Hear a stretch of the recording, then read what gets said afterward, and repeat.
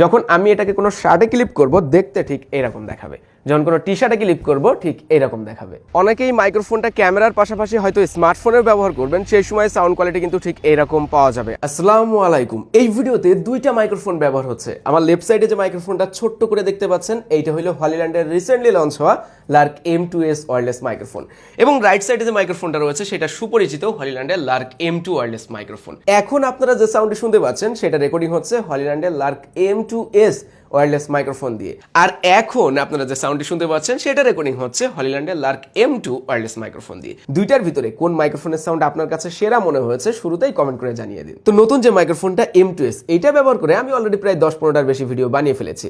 নতুন হিসাবে এই মাইক্রোফোনটা আমার কাছে কেমন মনে হলো, এবং আপনি যখন কিনবেন দুইটার ভিতরে কোনটা নেবেন, দুইটার দামের পার্থক্য কিন্তু খুব একটা বেশি না। M2টা কিনতে গেলে 15,000 টাকা পড়বে হয়তো, আর M2Sটা কিনতে গেলে 15,500 টাকা হয়তো বা পড়বে। নতুন হিসাবে 500 টাকা দাম বেশি, 2 দিন পরে দেখবেন 500 টাকা কমে যাচ্ছে।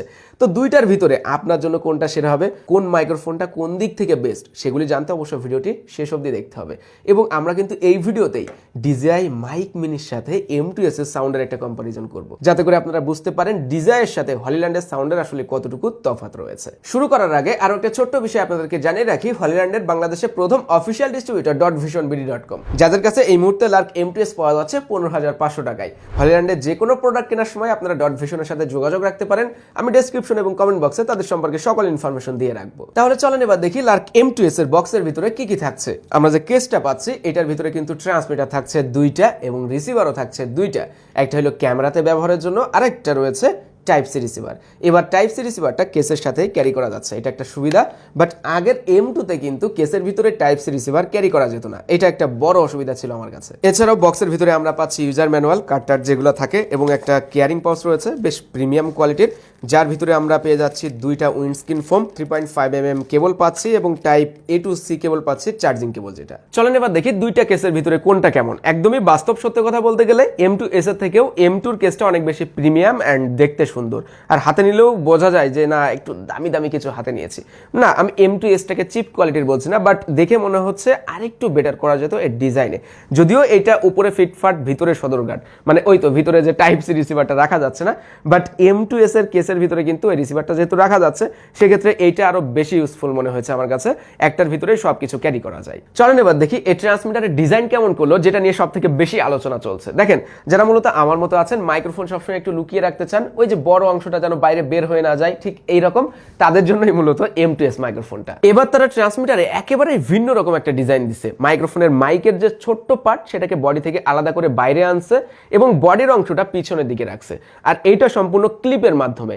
যখন আমি এটাকে কোনো শার্টে ক্লিপ করব দেখতে ঠিক এরকম দেখাবে, যখন কোনো টি শার্টে ক্লিপ করব ঠিক এরকম দেখাবে। খুবই কুল একটা ডিজাইন, দেখতেও অনেকটা স্মার্ট লাগে, খুব সহজে এটাকে হাইড করে রাখা যায়। আর বড় অংশটা ভিতরে থাকা সত্ত্বেও সাউন্ড কোয়ালিটিও রিডিউস হচ্ছে না, কেননা মাইকের মূল পার্টটাই বাইরে বের হয়ে আছে। বাট M2-তে এই সুবিধাটা ছিল না, কেননা এর মাইকটা ভিতরেই সেট করা। আমি যখন এটাকে হাইড করে রাখার চেষ্টা করব তখন কিন্তু আবার সাউন্ড কোয়ালিটি রিডিউস হয়ে যাবে। মোট কথা, যারা মাইক্রোফোনের বড় অংশটা বাইরে বের হয়ে থাকাটাকে পছন্দ করেন না, তাদের জন্য M2S টাইপ বেস্ট একটা অপশন হবে। এবারে ট্রান্সমিটারেও ENC বাটন রয়েছে, যেটার মাধ্যমে আপনি নয়েজ ক্যান্সেলিং করতে পারবেন, মানে আশেপাশে নয়েজটাকে কিছুটা কমাইতে পারবেন।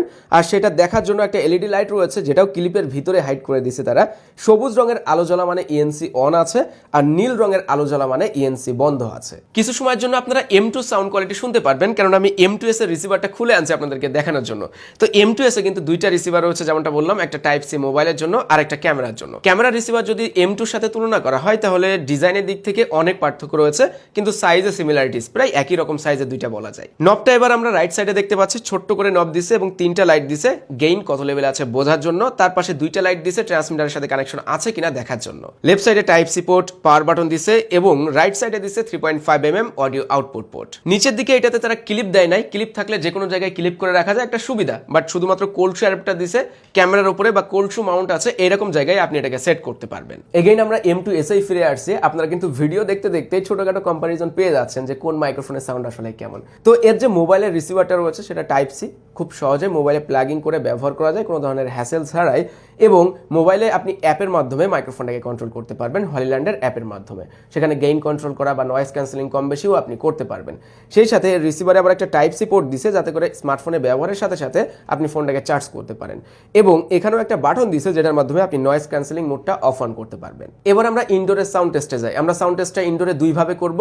একটা হলো নয়েজ ক্যান্সেলিং মোড অফ থাকা অবস্থায়, যেটা এই মুহূর্তে আছে, তারপরে যাব অন থাকা অবস্থায়। ঘরে ফ্যানের স্পিডটা ফুল করে দিব যাতে করে আপনারা নয়েজ কম হচ্ছে কিনা সেটা বুঝতে পারেন। তো আমি ফ্যানের স্পিডটা ফুল করে দিই। ফ্যানের স্পিডটা এই মুহূর্তে ফুল, এবং প্রথমে আমরা শুনবো লার্ক M2S এর মাইক্রোফোনের সাউন্ড। তো এই মুহূর্তে আপনারা লার্ক M2S ওয়্যারলেস মাইক্রোফোনের সাউন্ড শুনতে পাচ্ছেন, যেটা নয়েজ ক্যান্সেলিং মোড অফ থাকা অবস্থায়। তো আমি মোডটাকে অন করে দিচ্ছি, দেখেন তো কোনো পরিবর্তন হয় কিনা। মোডটাকে অন করে দিলাম। এই মুহূর্তে আপনারা যে সাউন্ডটি শুনতে পাচ্ছেন সেটা নয়েজ ক্যান্সেলিং মোড অন থাকা অবস্থায়, ইনডোরে ফ্যানের স্পিড ফুল থাকা অবস্থায় সাউন্ড কোয়ালিটি। এখন আমরা ফিরে যাব লার্ক M2 তে। তো M2 তে এই মুহূর্তে আপনারা যে সাউন্ডটি শুনতে পাচ্ছেন সেটা কিন্তু নর্মাল মোডের সাউন্ড কোয়ালিটি, কোনো ধরনের নয়েজ ক্যান্সেলিং মোড অন করা নেই। এই মুহূর্তে আমি নয়েজ ক্যান্সেলিং মোডটাকে অন করে দিচ্ছি। এখন নয়েজ ক্যান্সেলিং মোডটা অন রয়েছে। এই অবস্থায় আপনাদের কাছে সাউন্ড কোয়ালিটি কেমন মনে হচ্ছে লার্ক M2 তে অবশ্য কমেন্ট করে জানাবেন। আপনারা আর একটু ভালো করে শুনুন। এখন যে সাউন্ডটি শুনছেন আপনারা সেটা লার্ক M2S এ রেকর্ডিং হচ্ছে। এবার যে সাউন্ডটি শুনছেন সেটা লার্ক M2 তে রেকর্ডিং হচ্ছে। এগেইন আবার শুনেন। এখন যে সাউন্ডটি শুনতে পাচ্ছেন সেটা M2S এ রেকর্ডিং হচ্ছে। ঠিক এই মুহূর্তে আবার যে সাউন্ডটি শুনছেন সেটা লার্ক M2 তে রেকর্ডিং হচ্ছে। চলেন এবার দুইটা মাইক্রোফোনের আউটডোরের সাউন্ড কোয়ালিটি শোনা যাক, এবং তার সাথে M2S এবং DJI মাইক মিনির সাউন্ড কোয়ালিটিও আমরা শুনে নিব। আমরা এখন রয়েছি আউটডোরে হাইওয়ে রোডের পাশে। প্রথমত আমরা লার্ক M2 তে সাউন্ড টেস্ট করব, তারপরে M2S and then DJI mic mini. প্রথমত M2 তে সাউন্ড কোয়ালিটি আপনাদের কাছে কেমন মনে হচ্ছে, এটা যেহেতু আপনারা অলরেডি শুনেছেন অনেকবার, নতুন করে বলার মতো কিছু নেই। আমি তারপরেও একবার নয়েজ ক্যান্সেলিং মোডটা অন করে আপনাদেরকে শোনাবো। ওয়েল, এখন নয়েজ ক্যান্সেলিং মোডটা অন করে দিয়েছি। এই সময় সাউন্ড কোয়ালিটি কেমন মনে হচ্ছে? এবার আপনারা যে সাউন্ডটি শুনতে পাচ্ছেন সেটা M2S মাইক্রোফোন দিয়ে রেকর্ডিং হচ্ছে। হাইওয়ে রোডের পাশে যথেষ্ট নয়েজ রয়েছে। আমরা একটু পরে নয়েজ ক্যান্সেলিং মোডটা অন করে না হয় শুনবো। চলেন এবারই নয়েজ ক্যান্সেলিং মোডটা অন করা যাক।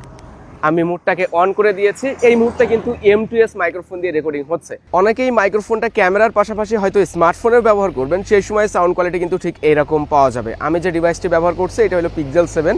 হ্যাঁ, বাইরে এখন প্রচণ্ড নয়েজ রয়েছে, ওই যে হাইওয়ে রোডের পাশেই কিন্তু আমি রয়েছি, গাড়ি ঘোড়া যাচ্ছে। তো আউটডোরে এই মাইক্রোফোনটা স্মার্টফোনে ব্যবহার করা অবস্থায় ঠিক এরকম সাউন্ড কোয়ালিটি দিতে পারবে, আর অ্যাপ থেকে কিন্তু স্মার্টফোনের যাবতীয় সব কিছুই কন্ট্রোল করা যাবে এই মাইক্রোফোনে। এখন আপনারা DJI মাইক মিনি এর আউটডোরের সাউন্ড কোয়ালিটি শুনতে পাচ্ছেন। আমি নর্মাল মুডে আছি, এখনো নয়েজ ক্যান্সেলেশন মোডটা অন করি নাই। তো ওইটা অন করলে আরও ক্লিয়ার বুঝতে পারবেন যে ওই মুডে সাউন্ডের কোয়ালিটি কেমন থাকছে। তো আমি এখন অন করে দিচ্ছি।